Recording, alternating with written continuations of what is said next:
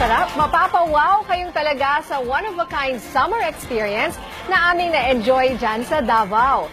Heto pa ang most memorable trip ni Tita Winnie sa Davao. Panoorin natin ito.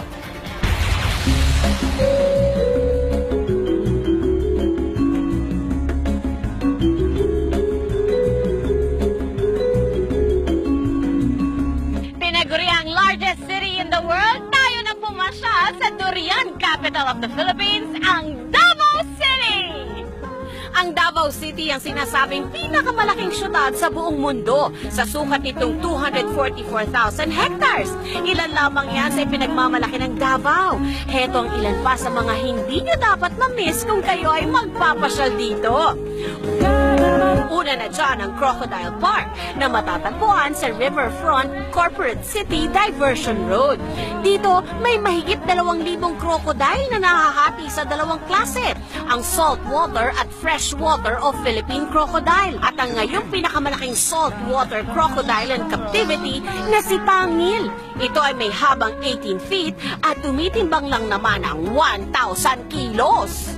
Attraction din dito ang iba't ibang animals na hindi mo lang mamamasdan kundi pwede mo rin itong ma-encounter sa pamamagitan ng animal feeding at picture taking.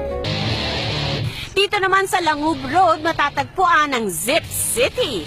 Bukod sa kanilang 350-meter zip line, bida rin dito ang hangover ride na may taas na 40 feet.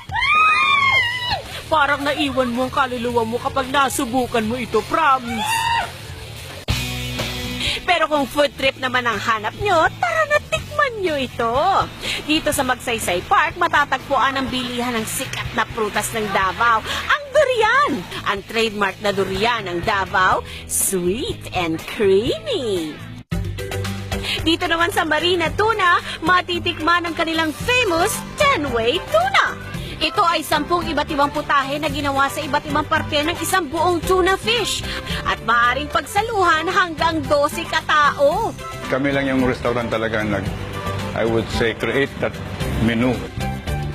Kung hanap naman ang tiyan mo ang thrill ng pagkain ng exotic food, dito ka mag-dine-in sa Riverwalk Grill, ang bestseller nila. Ostrich egg omelette at sizzling crocodile. Yummy!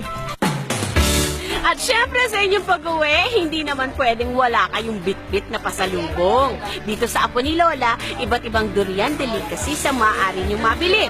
Merong durian chocolate, durian jam at durian coffee. Pero ang sikat at binabalik-balikan dito, yung kanilang traditional durian candy with a twist, ang durian yema.